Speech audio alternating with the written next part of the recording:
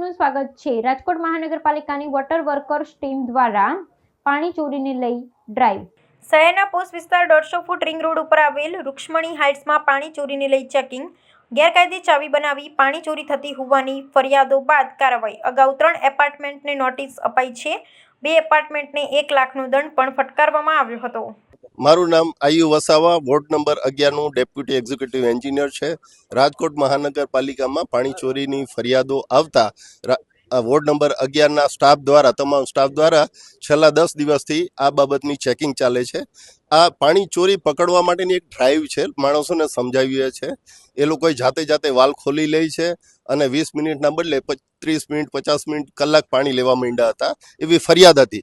અમે મહાનગરપાલિકા દ્વારા આટલા દિવસમાં 188 નોટિસ આપેલી છે કે વાલ જો બનાવી લીધો હોય એની ચાવી તો એ જમા કરાવી દો, પરંતુ એક જ ચાવી જમા થઈ છે એટલે ફરિયાદ એટલી બધી સત્ય નથી। છતાં પણ બધાને સારું પાણી મળી રહે, એક સરખું પાણી મળી રહે, નિયમ મુજબ પાણી મળી રહે, એના માટેની આ ડ્રાઈવ ચાલુ જ રહેશે। અત્યારે કયા સોસાયટીમાં આવ્યા છો અને સોસાયટી અમે અત્યારે વોર્ડ નંબર 11 માં બાલાજી હોલ પાછળ આવેલ રૂક્ષ્મણી હાઇટ એપાર્ટમેન્ટમાં આવ્યા છે। અહીંયા કોઈ જાતનું ગેરકાયદેસર રીતે પાણી લેતા હોય એવું કોઈ ધ્યાને આવ્યું નથી। શું કહેશો ખાસ તો જે પાણી ચોરીના જે ઘટના પાણી ચોરી છે એમાં કઈ રીતનું આખું હોય છે, કઈ રીતે ચોરી થતી હોય છે? તમે અધિકારી છો, કેટલી ચોરી પકડી તમે? વોર્ડ નંબર 11 માં પાણી ચોરીની ફરિયાદો આવે છે, પણ અમારા દ્વારા સતત અને નિયમિત ધોરણે ચેક કરવામાં આવે છે, પણ પાણી ચોરી એટલી પકડાતી નથી। પાણી પૂરતા દબાણથી બધાને જ મળે છે અને સારું પાણી મળે છે। પકડાતી નથી તો શું કારણ છે? કેવી રીતના એ લોકો ચોરી કરે છે? કદાચ ચોરી ન કરતા હોય એવું પણ બને, ચોરી ન કરતા હોય એવું પણ બને। ચોરીની તો ફરિયાદ તો આવે છે સાહેબ, ફરિયાદ આવે છે, પણ ફરિયાદમાં ઘણી વખત હકીકત નથી હોતી સાહેબ। રેગ્યુલર ચેકિંગ નથી થતું, સુપરવિઝન નથી થતું? ના, આપણો વોટર વર્ક્સ નો સ્ટાફ છે અલગથી જ, અને એનું સતત નિયમિત ધોરણે ચેકિંગ કરતા જ હોય છે।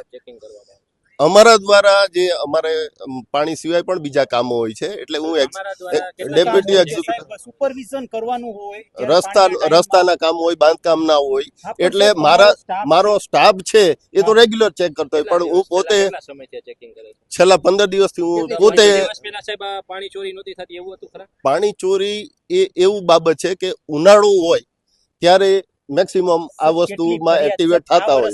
આ વર્ષની જ વાત કરીએ, કેટલી ફરિયાદ આવી છે ખાલી એટલું તમે કહો? પાણીની રેગ્યુલર અમારે 50-60 ફરિયાદ આવતી હોય, એમાં લીકેજીસ ની હોય, ગંદા પાણીની હોય, ઓછા પ્રેશરની હોય।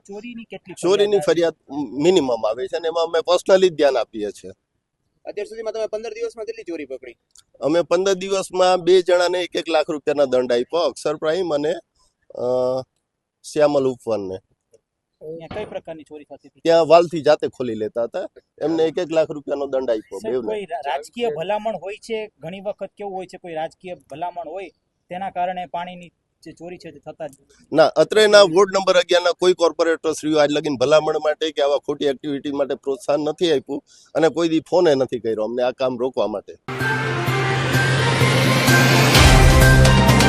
तो व्हाट्सएप, ट्विटर, फेसबुक, इंस्टा जहाँ भी आपका अकाउंट है, इसे शेयर बटन के द्वारा वहाँ पर शेयर करें।